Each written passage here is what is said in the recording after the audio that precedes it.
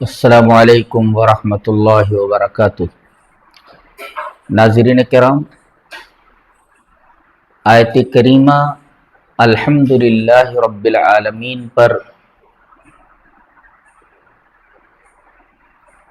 6 گھنٹہ تقریباً گفتگو کرنے کے بعد آج ہم الرحمن الرحیم کی تفسیر کرنا چاہتے ہیں۔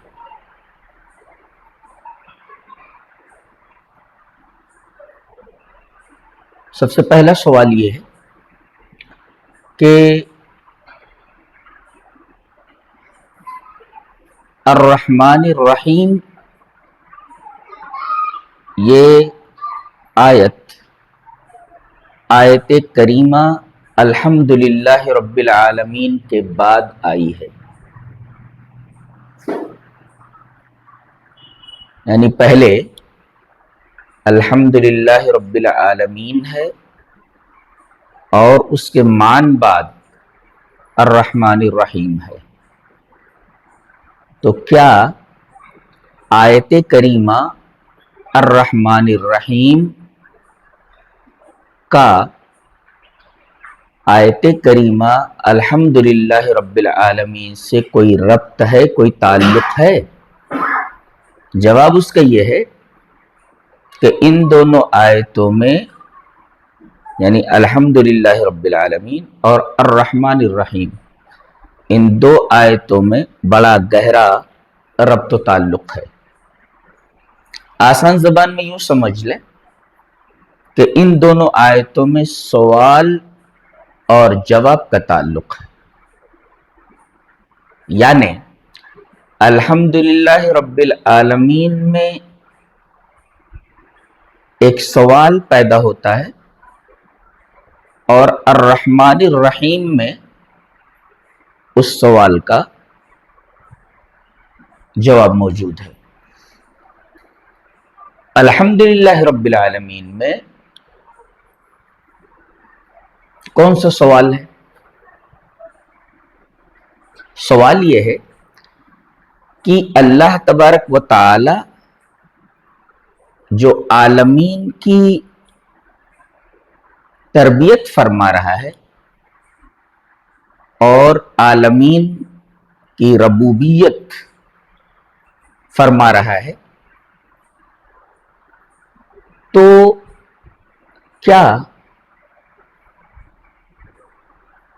یہ جس کی تربیت کر رہا ہے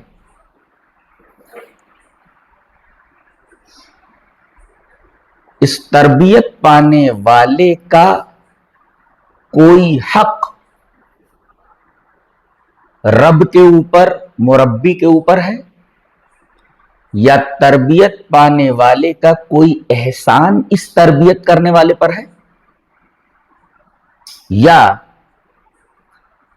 اس تربیت کرنے والے کی کوئی غرض اور مطلب اس تربیت کے پیچھے پوشیدہ ہے، یا تربیت کرنے والے کو اس تربیت پانے والے سے کسی نفع کی، کسی فائدے کی توقع اور امید ہے؟ یہ سوال ہے۔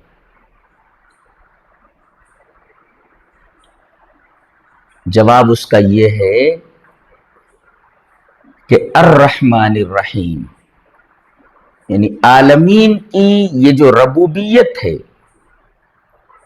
اس کی وجہ، اس کا سبب رحمت کے سوا کچھ نہیں ہے۔ یعنی اللہ تبارک و تعالی یہ جو کائنات کی ربوبیت کر رہا ہے، اس ربوبیت کے پیچھے نہ کسی کا استحقاق ہے، نہ کسی کا احسان ہے،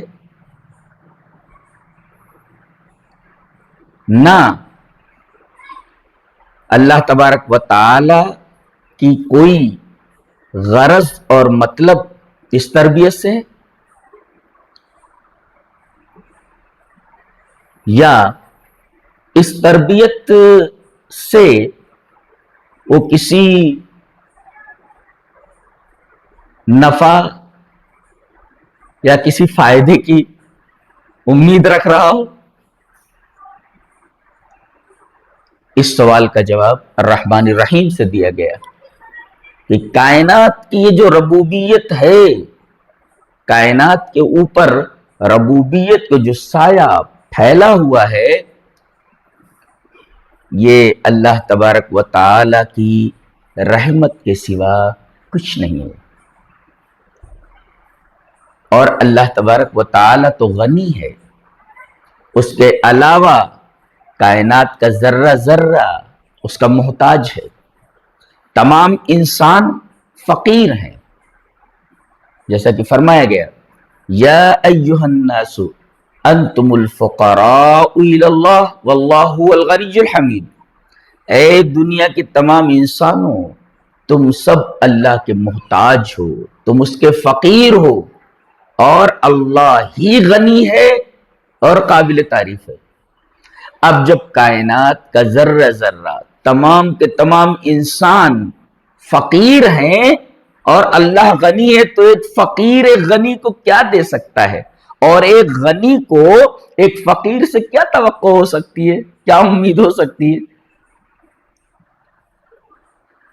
تو الحمدللہ رب العالمین سے ایک سوال اٹھا اور الرحمن الرحیم سے اس سوال کا جواب دیا گیا۔ گویا کہ ان دونوں آیتوں میں الحمدللہ رب العالمین اور الرحمن الرحیم میں سوال اور جواب کا تعلق ہے۔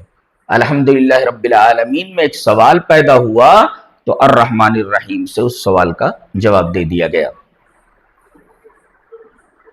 یہ حرام ہے، یہ ایک وجہ ہے۔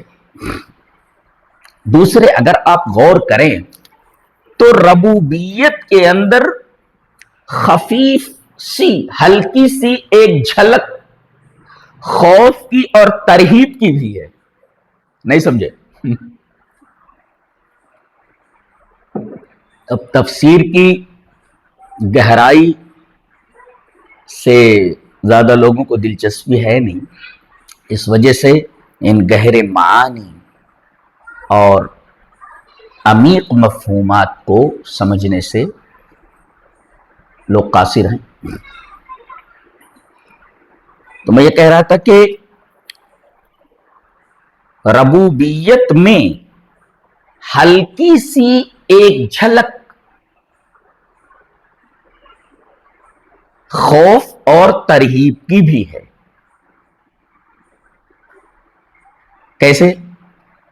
ماں باپ مربی ہیں، وَلِلَّهِ الْمَثَلُ الْأَعْلَىٰ، ماں باپ مربی ہیں، بچے کی تربیت کرتے ہیں۔ اچھا، کبھی کبھی ماں باپ جو مربی ہوتے ہیں یہ بچوں سے کبھی ناراض ہو جاتے ہیں۔ اب اس ناراضگی کی وجہ سے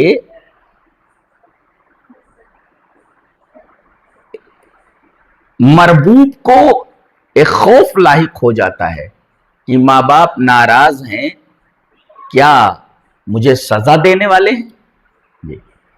تو رب کے اندر خفیف سی ایک جھلک خوف اور ترہیب کی بھی ہے۔ جی، جیسے اللہ تبارک و تعالیٰ نے ایک جگہ ارشاد فرمایا ان ربک سریع العقاب وانہ لغفور الرحیم۔ پہلا جملہ کیا ہے؟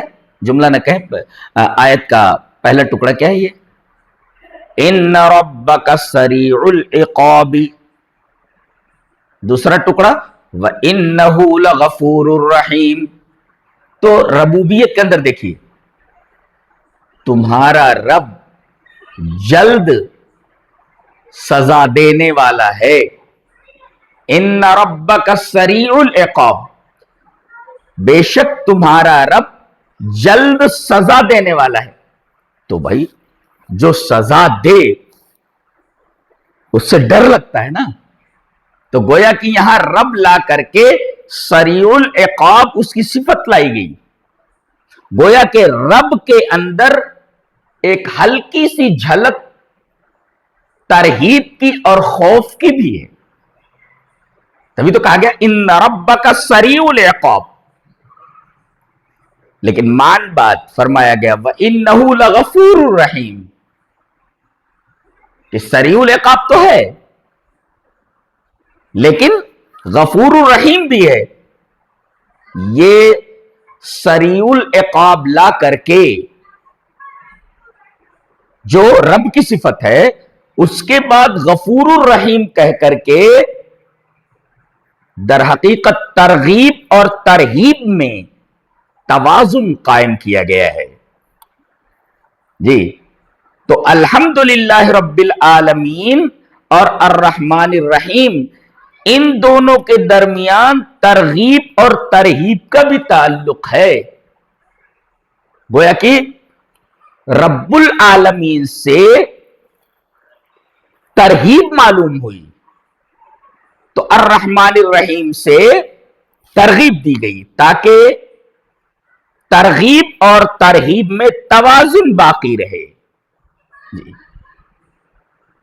یہ دوسری وجہ ہے الحمدللہ رب العالمین کے بعد آیت کریمہ الرحمن الرحیم لانے کی.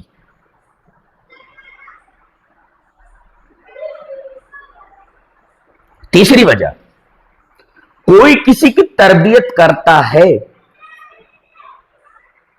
تو اس تربیت کے پیچھے وجہ کیا ہوتی ہے؟ اس تربیت کے پیچھے ماں باپ بچے کی تربیت کرتے ہیں، اس کی پرورش کرتے ہیں اور اس کے لیے دنیا کے تمام غم تمام دکھ جھیلتے ہیں. تو یہ جو بچوں کے لیے قربانیاں ماں باپ دیتے ہیں ان قربانیوں کے پیچھے کون سا جذبہ کار فرما ہوتا ہے؟ کس وجہ سے ماں باپ بچوں کے لیے اتنا دکھ اٹھاتے ہیں؟ اس کا سیدھا سا جواب ہے کہ اس کے پیچھے ماں باپ کے اندر اپنے بچوں کے تئیں جو جذبہ رحم ہے اس جذبہ رحم کی وجہ سے وہ اپنے بچوں کی تربیت کرتے ہیں اور ان کے لیے ہر دکھ اور ہر غم برداشت کرتے ہیں. گویا کہ یہ کہا جا سکتا ہے کہ ربوبیت ہو ہی نہیں سکتی جب تک کہ رحمت نہ ہو، یعنی رحمت کے بغیر ربوبیت ہو ہی نہیں سکتی. آپ دیکھیں حضرت آدم علیہ السلام کی دعا، حوا علیہ السلام کی دعا، قالا ربنا ظلمنا انفسنا وَإِن لَّمْ تَغْفِرْ لَنَا وَتَرْحَمْنَا لَنَكُونَنَّ مِنَ الْخَاسِرِينَ. دونوں نے کہا کہ اے ہمارے رب، ہم نے اپنے نفسوں پر ظلم کیا ہے تو اگر تو معاف نہیں کرے گا اور ہمارے اوپر رحم نہیں کرے گا تو ہم گھاٹا اٹھانے والوں میں سے ہو جائیں گے. یہاں غور فرمائیں کہ پہلے کہا گیا اِلَّمْ تَغْفِرْ لَنَا، اگر تو ہمیں معاف نہیں کرے گا وَتَرْحَمْنَا. یہ تغفر لنا کے بعد ترحمنا کیوں لایا گیا؟ گویا حضرت آدم علیہ السلام سے جو خطا ہوئی انہوں نے اپنی اس خطا کی مغفرت چاہی، معافی چاہی، بخشش چاہی، اور اِلَّمْ تَغْفِرْ لَنَا کہنے کے بعد وَتَرْحَمْنَا اللہ تبارک و تعالیٰ کے رحم کا حوالہ دیا کہ تو جو ہمیں معاف کرے گا ہماری اس سنگین غلطی پر تو اپنے رحم کی وجہ سے معاف کرے گا. دیکھیں اس مغفرت کے پیچھے بھی اللہ تبارک و تعالیٰ کی رحمت، اس کا رحم پوشیدہ ہے.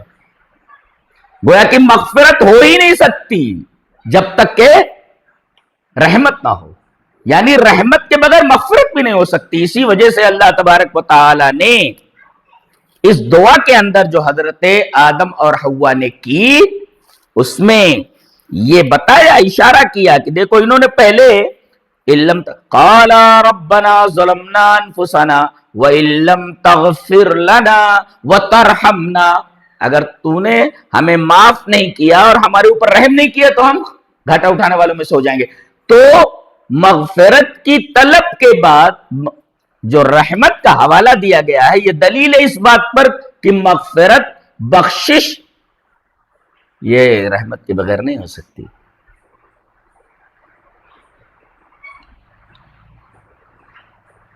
तो गोया कि सिफत रबूबियत बगैर रहमत पाई ही नहीं जा सकती। और एक बात और जहन नशीन करें जी, बहुत गौर से मेरी तरफ मुतवज्जो हो जाए और तवज्जो दें कि अरबी जबान का एक कायदा है कि जब किसी मौसूफ के ऊपर कोई हुक्म लगाया जाए और मौसूफ के बाद सिफत जिक्र की जाए तो यह सिफत उस हुक्म की इल्लत होती है। नहीं समझे? किसी मौसूफ के ऊपर कोई हुक्म लगाया जाए और उस मौसूफ के बाद सिफत जिक्र की जाए तो यह सिफत इल्लत होती है उस हुक्म की जी। इसी वजह से उलमाए उसूल कहते हैं कि कायदा यह है कि तालीकुल हुक्मी बिल वस्फी यदुल्लु अला इल्लियति ज़ालिकल वस्फी लिज़ालिकल हुक्म। मैं समझाता हूं उसको, पहले इस कायदे को ज़हन नशीन करें कि जब किसी मौसूफ के ऊपर कोई हुक्म लगाया जाता है और मौसूफ के बाद कोई सिफत जिक्र की जाती है तो यह जो सिफत है ये मौसूफ पर लगाए गए हुक्म की इल्लत होती है। जैसे मैं एक जुमला कहता हूं, अकरिम ज़ैदनिल फाजिल, जैद की तकरीम करो, जैद की इज्जत करो। क्यों? इसलिए कि वो फजीलत वाला है, फाजिल है वो। अब आप देखें कि अकरिम ज़ैदन, उसके बाद अल-फादिल कहा गया, तो जैद जो मौसूफ है उसके ऊपर हुक्म क्या लगा? इकराम का, कि इकराम करो जैद की, जैद का इकराम करो, जैद की इज्जत करो। तो ये जो जैद जो मौसूफ है उसकी सिफत आगे आ रही अल-फादिल, तो मौसूफ जो जैद है उसके ऊपर हुक्म लगा इकराम का, और इस मौसूफ के बाद जैद के बाद जो मौसूफ है सिफत लाई गई अल-फादिल। गोया कि ये अल-फादिल मौसूफ यानी जैद के ऊपर लगाए गए हुक्म की इल्लत है। यानी इकराम जैद की इल्लत क्या है, सबब क्या है? उसका फाजिल होना। अगर ये फाजिल ना होता तो, यानी जैद अगर फाजिल ना होता तो उसकी इज्जत नहीं होती। गोया कि इज्जत इस वजह से हो रही है क्योंकि वो फाजिल है। तो गोया कि इसमें देखिए इकराम ये हुक्म है, जैद मौसूफ है और अल्फाजिल सिफत है। तो मौसूफ के बाद अगर सिफत जिक्र की जाए, जैसे मौसूफ पर पहले कोई हुक्म लगाया गया और हुक्म लगाने के बाद मौसूफ पर उस मौसूफ की कोई सिफत जिक्र की गई तो यह सिफत उस हुक्म की इल्लत होती है। जैसे अकीम ज़ैदनिल फाजिल है, जैद का इकराम करो, तो जैद पर इकराम का हुक्म लगा और जैद जो मौसूफ है इसकी सिफत अल-फाजिल लाई गई। गोया कि ये फाजिल जो सिफत है ये हुक्म इकराम जैद की इल्लत है।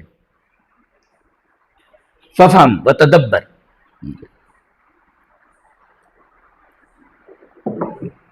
अब देखें, अल्हम्दुलिल्लाह, तमाम तारीफें अल्लाह के लिए। अल्लाह मौसूफ है? अब अल्लाह पर एक हुक्म लगाया गया कि तमाम तारीफ अल्लाह ही के लिए है। अल्लाह मौसूफ है और हुक्म क्या लगाया गया कि तमाम तारीफें अल्लाह ही के लिए हैं जी। और उसके बाद इस मौसूफ के बाद सिफत जिक्र की गई रब्बिल आलमीन। गोया ये सिफत मौसूफ पर लगाए गए हुक्म की इल्लत है, यानी تمام تعریفیں اللہ کے لیے اس وجہ سے ہے کہ وہ رب العالمین ہے. موصوف کے بعد صفت کا تذکرہ آیا اور میں نے بتایا کہ جب موصوف کے اوپر کوئی حکم لگایا گیا ہو اور موصوف کے بعد کوئی صفت ذکر کی جائے تو یہ صفت موصوف کے اوپر لگائے گئے حکم کی علت ہوتی ہے. تمام تعریفیں اللہ کے لیے ہیں, اللہ موصوف ہے, اور اس کے بعد اس موصوف کے بعد صفت ذکر کی گئی رب العالمین. گویا کہ یہ رب ہونا, ربوبیت, عالمین کی ربوبیت, یہ علت ہے اس حکم کی جو موصوف کے اوپر لگائی گئی ہے. یعنی تمام تعریفیں اللہ کے لیے ہے جو موصوف ہے. صفت ذکر کی گئی رب العالمین, گویا کہ تمام تعریفیں اللہ کے لیے اس وجہ سے ہے کہ وہ رب العالمین ہے. جی, اب رب العالمین کیوں ہے؟ وہ سوال پیدا ہوا, رب العالمین کیوں ہے؟ وہ کائنات کی ربوبیت کیوں کر رہا ہے؟ اس وجہ سے کہ وہ رحمان اور رحیم ہے, رحم والا ہے. گویا کہ ربوبیت بغیر رحمت کے ہو ہی نہیں سکتی.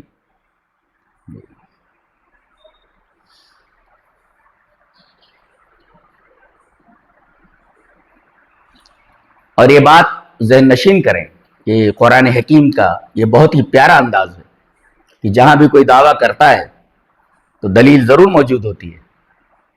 اسی وجہ سے وہ ہر بات پر دلیل کا مطالبہ کرتا ہے. ہاتھو برہانکم, دلیل لاؤ. اگر تم کوئی بات کہہ رہے ہو تو دلیل لاؤ. کیوں؟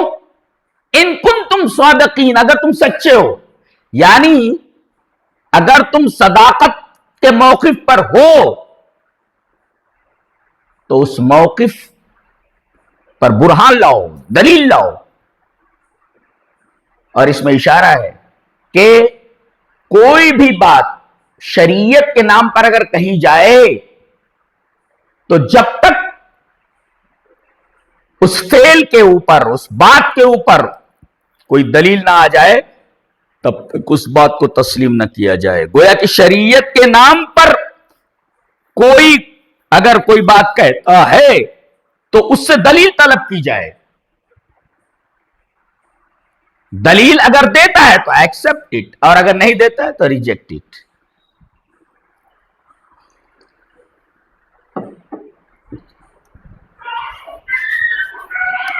اور یہاں ایک نقطہ اور یاد رکھیں کہ یہ تینوں آیتیں الحمدللہ رب العالمین, الرحمن الرحیم اور مالک یوم الدین, یہ آپس میں ایک دوسرے سے مربوط ہیں.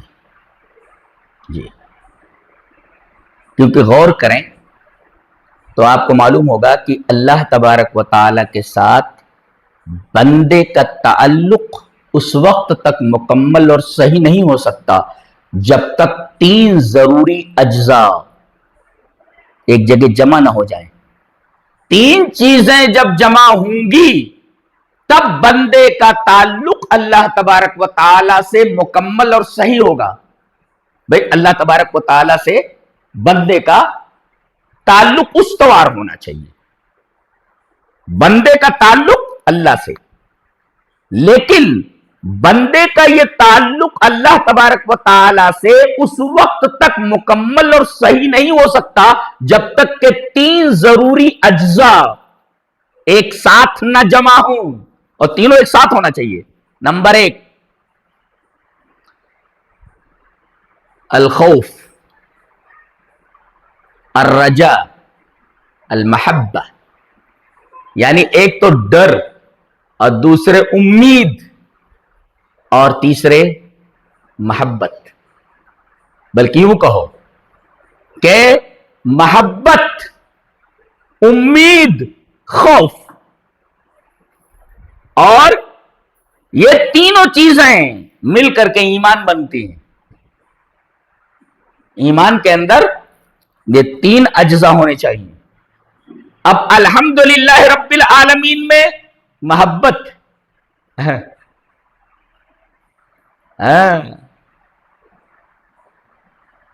اور الرحمن الرحیم میں امید ہے, اور مالک یوم الدین میں خوف ہے کہ کل قیامت کے دن کھڑا ہونا ہے اللہ کے سامنے. گویا کہ مالک یوم الدین جو تیسری آیت ہے اس کے اندر خوف ہے، اور الرحمن الرحیم کے اندر اس آیت میں امید ہے کہ اللہ تبارک و تعالی ہمیں معاف کر دے گا، ہمارے گناہ بخش دے گا. اور الحمدللہ رب العالمین کے اندر محبت ہے. تو گویا کہ یہ تین ضروری اجزاء جب ایک ساتھ جمع ہوں تو بندے کا تعلق اللہ تبارک و تعالیٰ سے استوار ہوتا ہے. کیا؟ اللہ سے محبت ہونی چاہیے، اللہ تبارک و تعالیٰ کا خوف بندے کے دل میں ہونا چاہیے، اور اللہ تبارک و تعالیٰ سے امید بندے کی برابر رہنی چاہیے. اللہ تبارک و تعالیٰ کی رحمت سے کبھی مایوس نہیں ہونا چاہیے. تو یہ تین چیزیں ایسی ہیں اور تین ضروری اجزاء ایسے ہیں جو بندے کا تعلق رب سے استوار کرتے ہیں: محبت، رجا یعنی امید، تیسرے خوف. اور انہی اجزاء میں افراط اور تفریط کی وجہ سے قومیں گمراہ ہوئی ہیں. جی مثلا دیکھیں آپ عیسائیوں کو، یہ عموماً اللہ تبارک و تعالی کے ساتھ تعلق میں صرف اور صرف محبت کو ضروری قرار دیتے ہیں. بس صرف محبت کی جائے، بس خوف نہیں. جی یہ صرف محبت ہی کو ضروری قرار دیتے ہیں. تو اب یہ ایک غلط راستے پر چلے گئے کہ تین ضروری اجزاء ہونے چاہیے، ایک ساتھ مجتمع ہونا چاہیے. یہ صرف محبت کو ضروری قرار دیتے ہیں.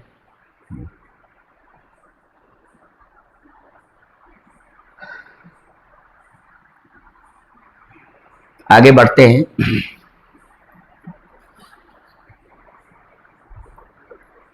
کہ اب الرحمن کے بعد دوسری صفت الرحیم لائی گئی، الرحمن الرحیم. الرحمن کے بارے میں آپ ذہن نشین کر لیں، شاید اس سے پہلے میں نے ذکر کیا ہوگا کہ یہ ایسی صفت ہے اللہ تبارک و تعالیٰ کی جو کسی دوسری صفت کے اندر آتی ہی نہیں ہے، جو کسی دوسری صفت کے ساتھ نہیں آتی سوائے الرحیم کے. آئے گی تو اکیلی آئے گی، الرحمن علم القرآن. اور اگر کسی صفت کے ساتھ آئے گی تو صرف اور صرف الرحیم کے ساتھ، کسی اور صفت کے ساتھ الرحمن کی صفت نہیں آتی.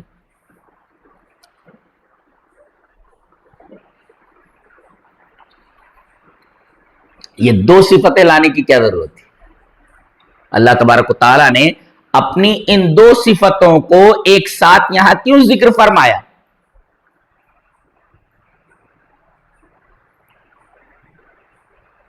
اور دونوں میں رحم ہی ہے.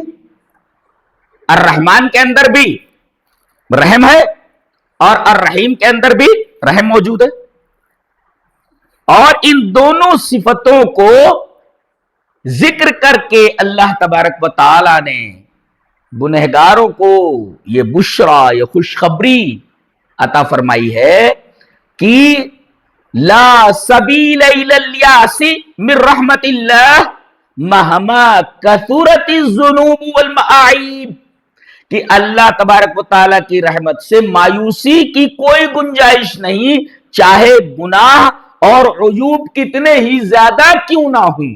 یہ دیکھیں الرحمن کے بعد الرحیم، یہ دونوں صفتیں ذکر کرنے کی ایک وجہ تو یہ ہے کہ اللہ تبارک و تعالیٰ کی رحمت سے مایوس ہونے کی کوئی وجہ نہیں، اللہ تبارک و تعالیٰ کی رحمت سے مایوس ہونے کی کوئی گنجائش نہیں، خواہ گناہ اور عیوب بہت ہی زیادہ ہوں.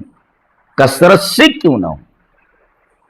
तो एक वजह तो यह है कि अल्लाह तबारक व तआला ने इन दो सिफतों को इस आयत करीमा में जिक्र किया, और ये दोनों सिफतें मिलकर एक आयत बनती हैं। ये दोनों सिफतें मिलकर एक आयत बनती है। तो पहली बात तो ये मालूम हुई कि अर्रहमान ऐसी सिफत है जो एक ही सिफत अर्रहीम के साथ मिलकर आती है। अर्रहमान किसी और सिफत के साथ मिलकर नहीं आती। अब सवाल पैदा हुआ ये दो सिफतें जिक्र करने की वजह क्या है। जवाब उसका यह है कि अर्रहमान के बाद अपनी सिफत अर्रहीम जिक्र फरमाई, यह बताने के लिए कि अल्लाह तबारक व तआला की रहमत से मायूस होने की कोई गुंजाइश नहीं, कोई वजह नहीं, चाहे तुम्हारे गुनाह कितने ही ज्यादा क्यों ना हो जाएं। इस वजह से दो सिफतें जिक्र फरमाई गई।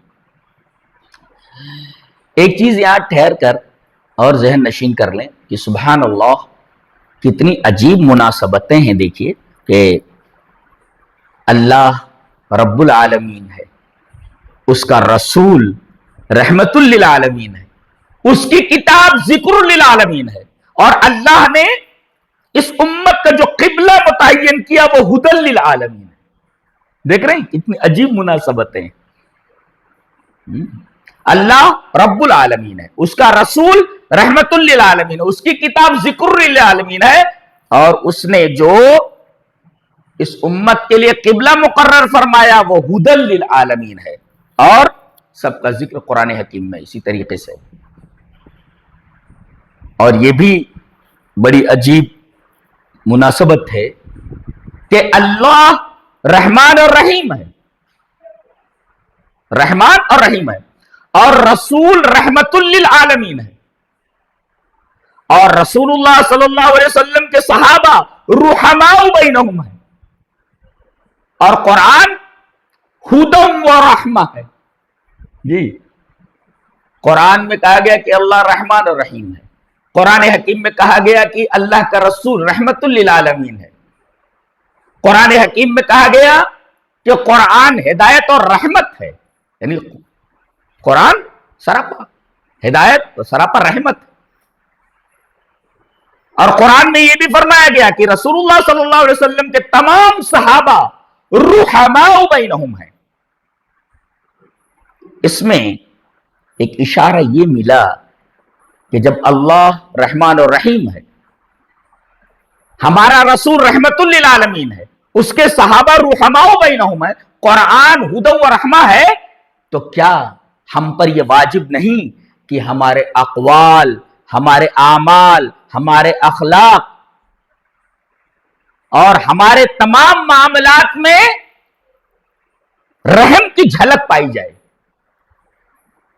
कितनी बड़ी बात है।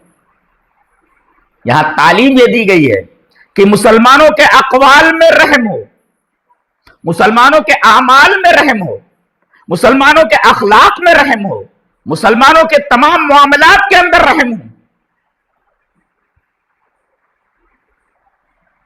आज आप देखें कि रहम का यह जज्बा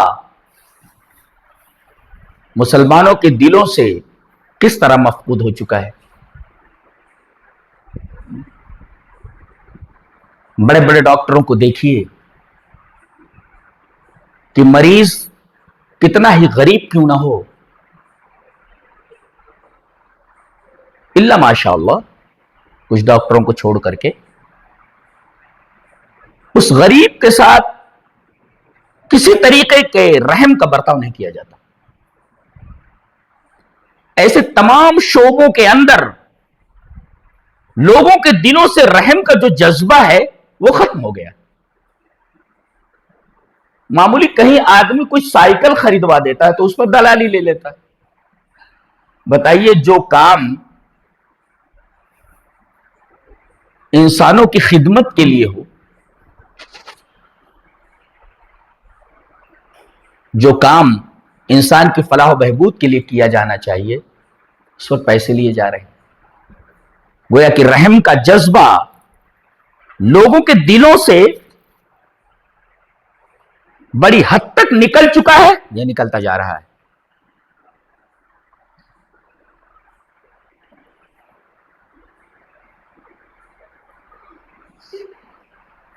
اور ایک نقطہ اور ذہن نشین کریں کہ رسول اللہ صلی اللہ علیہ وسلم کی صفت بھی الرحیم ہے. رحیم رحیم رحیم صفت ہے. اللہ نے فرمایا ان اللہ بالناس لرؤوف الرحیم. اللہ تبارک و تعالی رؤوف اور رحیم ہے، اور یہی صفت رسول اللہ صلی اللہ علیہ وسلم کی بھی ہے، رؤوف الرحیم ہے. آپ کیوں؟ رحمت الہی کا ایک مظہر ہے یہ کہ اس نے ہماری طرف ایسا نبی بھیجا جس کی نمایاں صفت رحیم بتائی گئی ہے کہ میرا یہ نبی رحیم ہے. گویا کہ رحمت الہی کا ایک بہت بڑا مظہر ہمارے نبی جناب محمد الرسول اللہ صلی اللہ علیہ وسلم ہے، جن کی نمایاں صفت اللہ تبارک و تعالی نے قرآن حکیم میں رحم بتائے. رحم رحم. اور اللہ تبارک و تعالی کے رحم کی وجہ سے، رحمت کی وجہ سے آپ کے اندر یہ نرمی اور رحم آیا. فَبِمَا رَحْمَةٍ مِّنَ اللَّهِ لِنْتَ لَهُمْ. اللہ تبارک و تعالیٰ کی رحمت کی وجہ سے آپ نرم ہو گئے ہیں.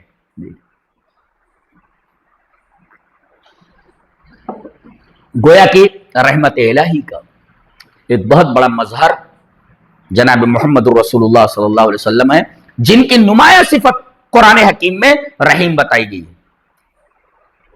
تو فَهُوَ الرَّحِيمُ فِي دَعْوَتِهِ وَأَخْلَاقِهِ وَهُوَ الرَّحِيمُ مَعَ أَصْحَابِهِ. آپ اپنی دعوت میں رحیم ہیں، آپ اپنے اخلاق میں رحیم ہیں، اور آپ اپنے صحابہ کے ساتھ رحیم ہیں،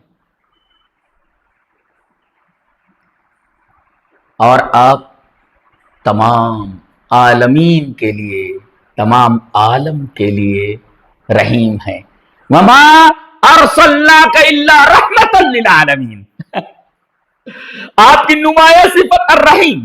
فهو الرحیم فی دعوتہ، اپنی دعوت میں آپ رحیم، واخلاقہ، اپنے اخلاق میں آپ رحیم، مع صحابہ، اپنے صحابہ کے ساتھ رحیم، اور تمام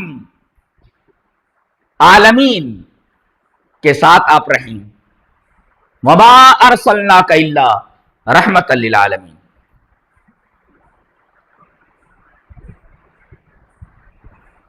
اور ایک چیز اور نگاہ میں رکھیں کہ اللہ تبارک و تعالی کی رحمت کا ایک مظہر یہ بھی ہے کہ وہ بندوں کے گناہوں کو معاف کرتا ہے.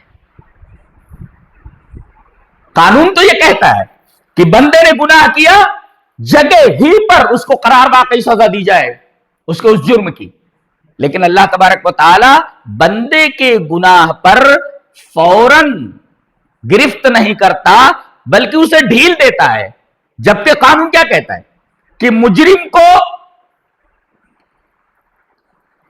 جرم کے وقت ہی پکڑ کر قرار واقعی سزا دی جائے، لیکن اللہ تبارک و تعالیٰ ایسا نہیں کرتا، بندے کو ڈھیل دیتا ہے.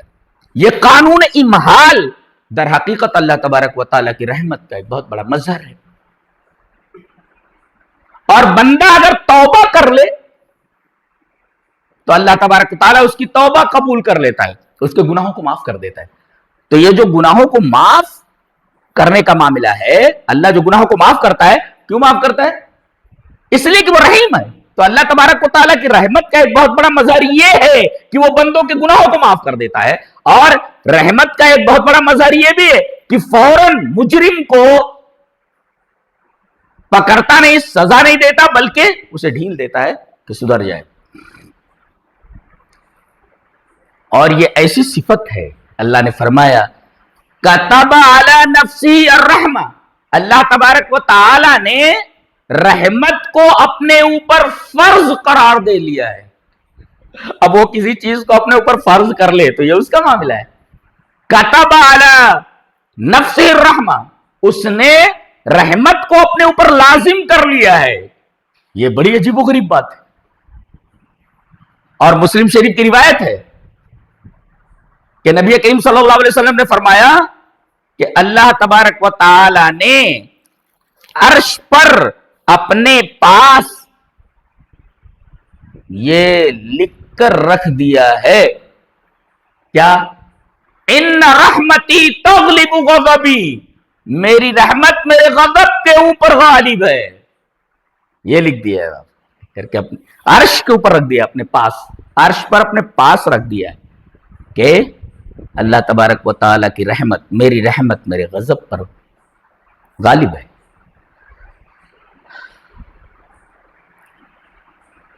امام عبد الرحمن السعدی رحمہ اللہ نے ایک بہت پیاری بات کہی ہے. قال الشیخ عبد الرحمن السعدی ان رحمت العبد للخلق من اکبر الاسباب التي تنال بها رحمت اللہ. بندے کا مخلوق پر رحم کرنا اللہ کی رحمت کے حصول کا سب سے بڑا سبب ہے. کون نہیں چاہتا کہ اللہ میرے اوپر رحم کرے؟ ہاتھ اٹھا کر یہی تو کہتا ہے میرے رب میں قابل رحم ہوں, میرے اوپر رحم فرما. میں قابل رحم ہوں, میرے اوپر رحم فرما. کون نہیں چاہتا کہ اللہ تبارک و تعالی اس کے اوپر رحم کرے؟ عبد الرحمن سعدی فرما رہے ہیں اگر تم اللہ تبارک و تعالی کی رحمت کا مستحق بننا چاہتے ہو تو مخلوق کے اوپر رحم کرو. جی اس لیے کہ ان رحمت العبد للخلق من اکبر الاسباب التي تنال بها رحمت اللہ, کہ مخلوق پر اللہ کے بندوں پر رحم کرنا یہ سب سے بڑا سبب ہے اللہ تبارک و تعالی کی رحمت کو پانے کا. اگر آپ کو اللہ کی رحمت کو پانا ہے, حاصل کرنا ہے کہ اللہ میرے اوپر رحم کرے, تو سب سے بڑا سبب یہ ہے اس رحمت کو پانے کا کہ آپ اللہ تبارک و تعالی کی مخلوق پر رحم کریں, کمزوروں پر رحم کریں, غریبوں کا خیال رکھیں, بیواؤں اور مسکینوں کی خبرگیری کریں. اور جتنا زیادہ آپ مخلوق کے اوپر رحم کریں گے آپ اتنا زیادہ اللہ تبارک و تعالیٰ کی رحمت کے اور اس کے رحم کے مستحق ہوتے جائیں گے. گویا کہ اللہ تبارک و تعالیٰ کی رحمت کے حصول کا سب سے بڑا سبب یہ ہے کہ بندہ بندوں کے اوپر, اللہ کے بندوں کے اوپر, اللہ کی مخلوق کے اوپر رحم کرے. اب آگے بڑھتے ہیں. دو صفتیں ذکر کی گئیں, الرحمن اور الرحیم. ان دونوں صفتوں کے درمیان کیا ربط ہے؟ ان دونوں میں کیا فرق ہے؟ جواب اس کا یہ ہے کہ الرحمن اسم خاص باللہ تعالی. یہ الرحمن ایسا اسم ہے, ایسی صفت ہے جو صرف اللہ کے لیے خاص ہے, کسی انسان کے اوپر اس کا اطلاق نہیں ہو سکتا.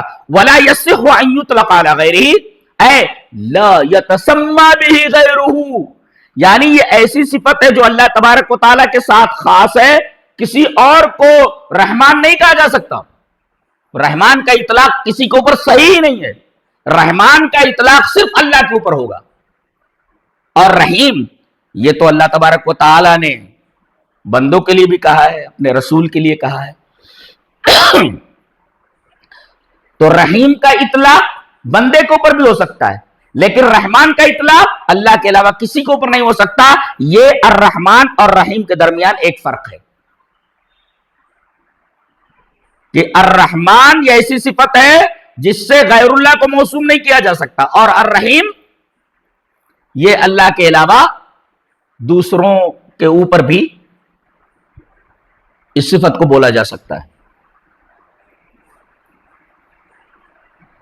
اور دوسرا فرق یوں سمجھ لیں کہ رحمان یہ اللہ تبارک و تعالیٰ کی صفت ذاتیہ ہے, اور الرحیم یہ اللہ تبارک و تعالیٰ کی صفت فعلیہ ہے. جی, اور صفت ذاتیہ کا مطلب ہوتا ہے جو اس کی ذات سے کبھی منفک نہ ہو. جی, اور رحیم صفت فعلیہ, اس کا مطلب کیا ہے؟ یہ فعل سے متعلق ہے اور رحمت سے متعلق ہے مرحوم کے ساتھ. اس کی تشریح ہم آگے کریں گے. علامہ ابن قیم رحمہ اللہ نے بدائع الفوائد کے اندر اس سلسلے میں جو بحث کی ہے وہ میں آپ کے سامنے رکھ دوں. قال ابن القیم رحمہ اللہ ان الرحمن دال علی الصفۃ القائمۃ به سبحانہ و تعالی والرحیم دال علی تعلقها بالمرحوم فکان الاول للوصف والثانی للفعل فالاول دال ان الرحمۃ صفته والثانی دال علی انه یرحم خلقه برحمته. جی خلاصہ یہ کہ ابن قیم فرماتے ہیں کہ رحمان یہ اللہ تبارک و تعالیٰ کی صفت قائمہ پر دلالت کرتا ہے، اور رحیم یہ اس کی رحمت کا مرحوم کے ساتھ جو تعلق ہے اس کے اوپر دلالت کرتا ہے، اس تعلق پر دلالت کرتا ہے. یعنی اللہ تبارک و تعالیٰ کی رحمت کا جو تعلق مرحوم کے ساتھ ہے، جس کے اوپر رحم کیا جائے، تو مرحوم کے ساتھ صفت کا جو تعلق ہے یہ صفت فعلیہ ہے. اور واضح طور پر پہلا یعنی الرحمن یہ دلالت کرتا ہے، یہ بتاتا ہے کہ ان الرحمت صفتہ، کہ رحمت یہ اللہ کی صفت ہے.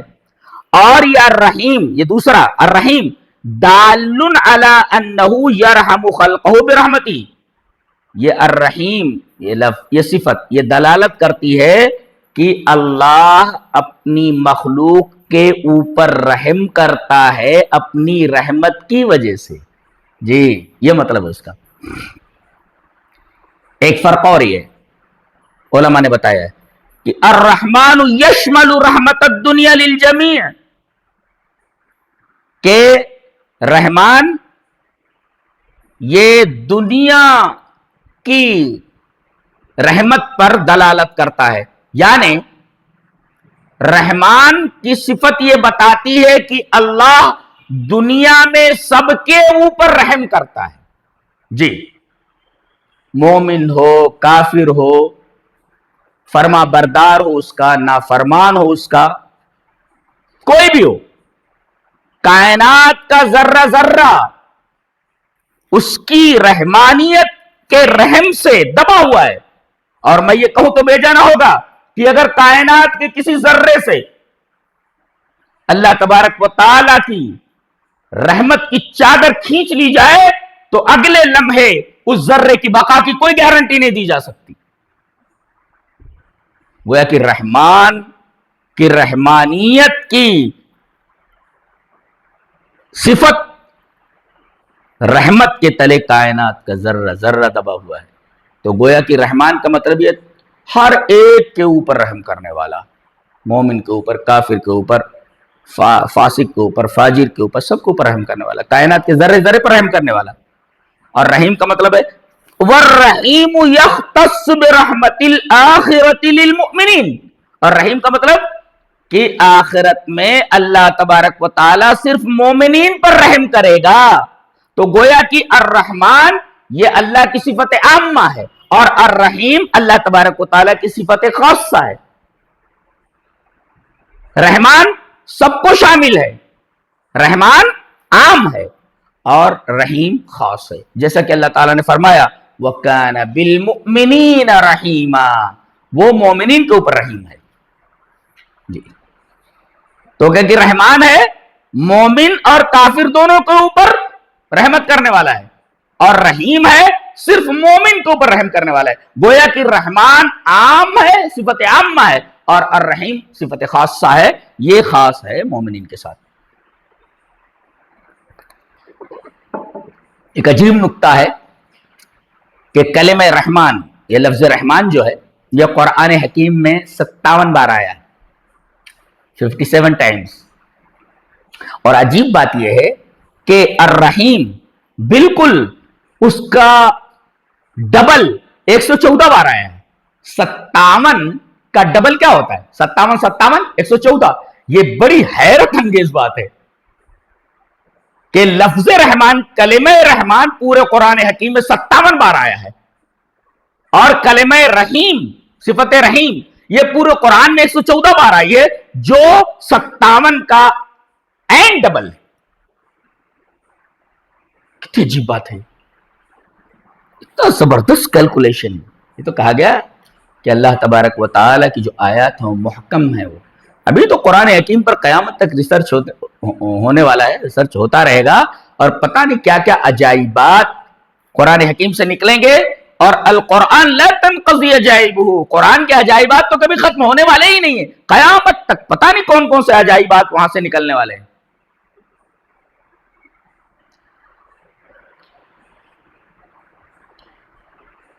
رحمان اور رحیم میں علماء نے ایک اور فرق بتایا ہے کہ الرحمن یدل علی سعۃ رحمت اللہ، یعنی یہ رحمان اللہ تبارک و تعالی کی رحمت کی وسعت کو بتاتا ہے کہ کتنی وسیع ہے اس کی رحمت جی۔ اور والرحیم یدل علی ایصالھا لخلقہ، اور رحیم یہ بتاتا ہے کہ اس کی رحمت اس کے مخلوق تک پہنچانا ہے جی۔ تو الرحمان کے اندر اللہ تبارک و تعالیٰ کی رحمت کی وسعت کو بیان کیا گیا ہے، اور الرحیم کے اندر اللہ تبارک و تعالیٰ کی رحمت کے پہنچانے کو مخلوق تک، کہ اللہ تبارک و تعالیٰ کی رحمت مخلوق تک پہنچ رہی یہ بتانا ہے۔ گویا الرحمن ذو الرحمت الواسعہ والرحیم ذو الرحمت الواصلہ جی، رحمان وہ ہے جو وسیع رحمت والا ہے، اور رحیم وہ ہے جس کی رحمت اس کے مخلوقات تک پہنچنے والی ہے۔ خلاصہ یہ کہ الرحمن بجمیع الخلق الرحیم بالمومنین، رحمان تمام مخلوقات کے اوپر رحم کرنے والا، الرحیم بالمؤمنین صرف مومنین کے اوپر رحم کرنے والا۔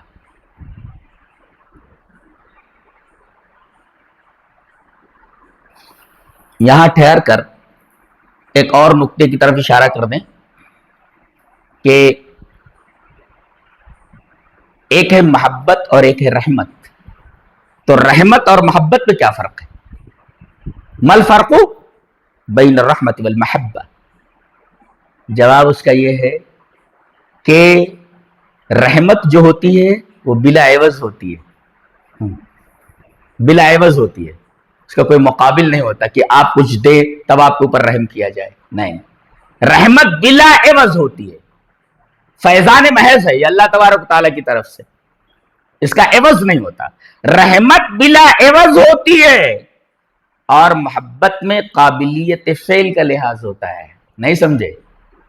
اللہ نے فرمایا رحم تو سب کے اوپر کرتا ہے لیکن ان اللہ یحب المتقین، اللہ تبارک و تعالیٰ کی محبت جو ہے یہ صرف متقین کے لیے ہوتی ہے۔ ان اللہ یحب المتقین، خلاصہ یہ کہ اللہ رحم سب کے اوپر کرتا ہے مگر محبت سب سے نہیں کرتا، یہ خلاصہ ہے اس کا۔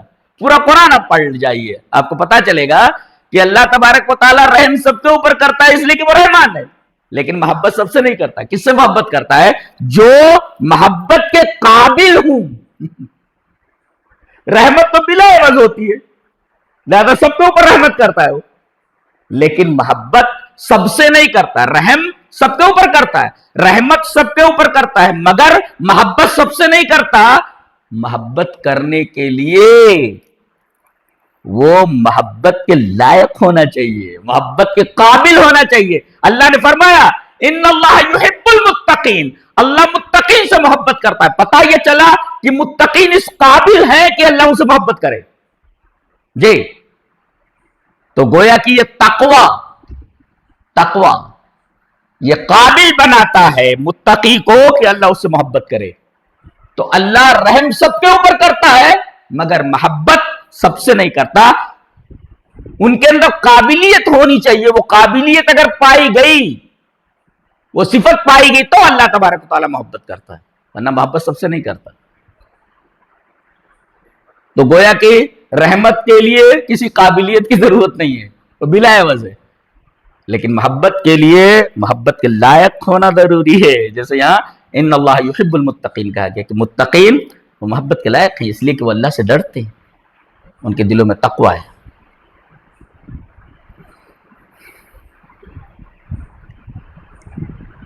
اسلام میں دو فرقے گزرے ہیں، اسے فرقے تو بہت ہیں، ایک ہے مرجیہ اور ایک خوارج۔ فرقہ مرجیہ عیسائیوں کی طرح تعلق باللہ کی جو بنیاد ہے وہ صرف رحمت کو مانتا ہے کہ اللہ تبارک و تعالی سے تعلق کی بنیاد صرف رحمت ہے، اسی وجہ سے کہتا ہے ایمان کافی ہے، عمل اس کے لیے ضروری نہیں ہے۔ جی. اور معاملہ خوارج کا، خوارج دوسری طرف چلے گئے، وہ کہتے ہیں کہ تعلق باللہ کی جو بنیاد وہ خوف ہے، وہ خوف ہے. لہذا وہ کہتے ہیں کہ گناہ کبیرہ کا جو مرتکب ہے جی اس کا انجام یہ ہے جہنم.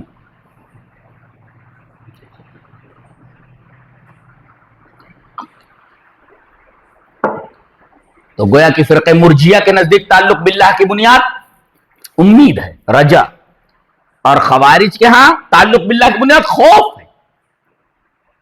جبکہ میں نے بتایا کہ 3 ضروری اجزاء ایک ساتھ موجود ہونے چاہیے تعلق باللہ کے لیے، تب اللہ تبارک و تعالی سے بندے کا تعلق مکمل صحیح ہوتا ہے، صحیح طریقے سے استوار ہوتا ہے. محبت اور رحمت میں ایک اور فرق ہے. کیا؟ کہ محبت کو اللہ اور بندے دونوں کی طرف منسوب کیا جا سکتا ہے. جی، محبت کو منسوب کیا جا سکتا ہے اللہ کی طرف، اور محبت کو منسوب کیا جا سکتا ہے بندے کی طرف. بالفاظ دیگر محبت کی نسبت اللہ کی طرف بھی ہو سکتی ہے اور محبت کی نسبت بندے کی طرف بھی ہو سکتی ہے. جیسے اللہ نے فرمایا فَسَوْفَ يَأْتِ اللَّهُ بِقَوْمٍ يُحِبُّهُمْ وَيُحِبُّونَهُ. اللہ ان سے محبت کرتا ہے، وہ اللہ سے محبت کرتے ہیں. دیکھیے یہاں پر محبت کی نسبت اللہ کی طرف بھی ہے اور محبت کی نسبت بندوں کی طرف بھی ہے. لیکن رحم کے اندر یہ نسبت دونوں طرف نہیں ہو سکتی. جی، کہ اللہ بندوں پر رحم کرتا ہے یہ تو ٹھیک ہے، لیکن بندے اللہ پر رحم کرتے ہیں ایسا نہیں کہا جا سکتا. جی، تو محبت اور رحمت میں ایک فرق یہ ہے کہ محبت کی نسبت اللہ اور بندے دونوں کی طرف کی جا سکتی ہے، لیکن رحمت کی نسبت اللہ اور بندے کی طرف نہیں کی جا سکتی، دونوں کی طرف.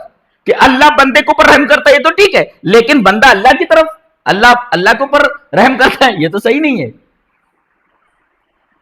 اور یہ بھی نقطہ معلوم ہوا اس بحث سے کہ رحمت اصل ہے اور محبت اس کی فرع ہے. تفسیر سے تعلق قائم کرو تب یہ تمام چیزیں، یہ دقائق اور یہ تمام چیزیں سمجھ میں آئیں گی.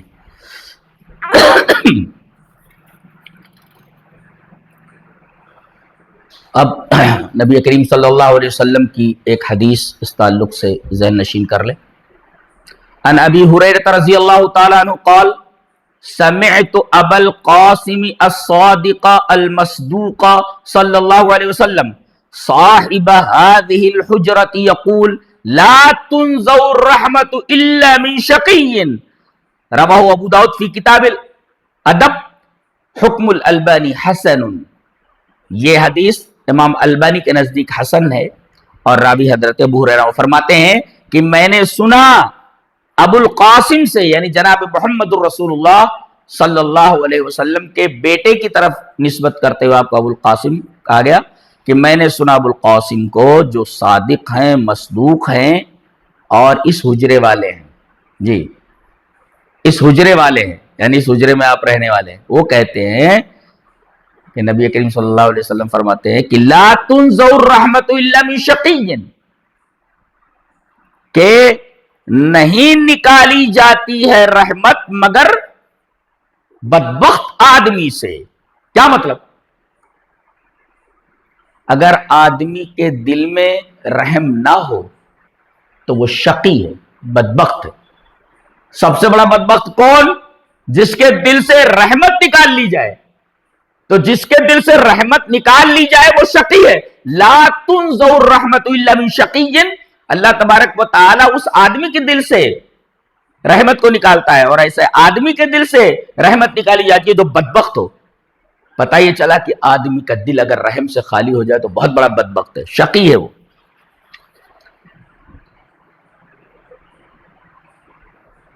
اور اس حدیث کی وضاحت اس حدیث سے ہو جاتی ہے.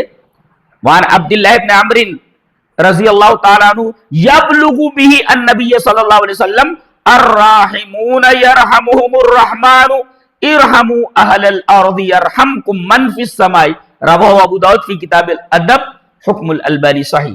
علامہ البانی کہتے ہیں یہ حدیث صحیح ہے، اور عبداللہ ابن عمرو اس حدیث کے راوی وہ فرماتے ہیں کہ نبی کریم صلی اللہ علیہ وسلم نے ارشاد فرمایا کہ رحم کرنے والوں ہی پر اللہ تبارک و تعالی رحم کرتا ہے، جو رحم کرنے والے ہوتے ہیں اللہ ان پر رحم کرتا ہے۔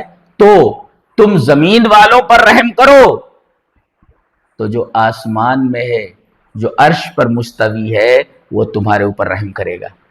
یعنی مخلوقات پر اگر تم رحم کرو گے تو اللہ تبارک و تعالی تمہارے اوپر رحم کرے گا، لہذا اللہ کا رحم حاصل کرنا چاہتے ہو تو مخلوقات کے اوپر رحم کرو۔ اچھا، رحم کیسا ہے اللہ تبارک و تعالی کا؟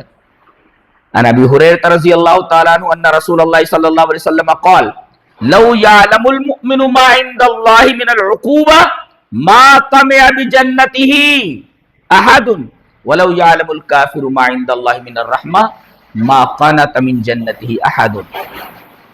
حضرت ابو ہریرہ فرماتے ہیں کہ رسول اکرم صلی اللہ علیہ وسلم نے ارشاد فرمایا، اگر مومن کو یہ علم ہو جائے کہ اللہ کے پاس سزا کیا ہے تو کوئی شخص جنت کی امید ہی نہ رکھے، اور اگر کافر کو یہ پتا چل جائے کہ اللہ کے پاس رحمت کتنی ہے، کس قدر ہے، تو کوئی ایک بھی کافر اس کی جنت سے مایوس نہ ہو۔ یہ اللہ تبارک و تعالیٰ کی رحمت ہے۔ جی، تو آج یہ ہماری اس آیت کریمہ پر پہلی نشست ہے، اور یہ اس آیت کریمہ پر بحث کی ابتدا ہے۔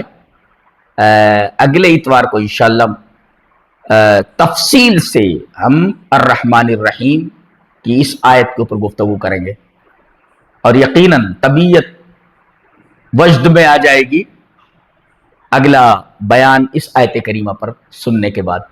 تو آپ لوگ تیار رہیں اور لاکھوں کی تعداد میں ہم سے جڑیں، اور قرآن حکیم کی تفسیر کی طرف متوجہ ہوں، دوسروں کو متوجہ کریں، ایک دوسرے کے پاس بھیجیں، سنائیں، اور قرآن حکیم سے لوگوں کو قریب کرنے کی کوشش کریں۔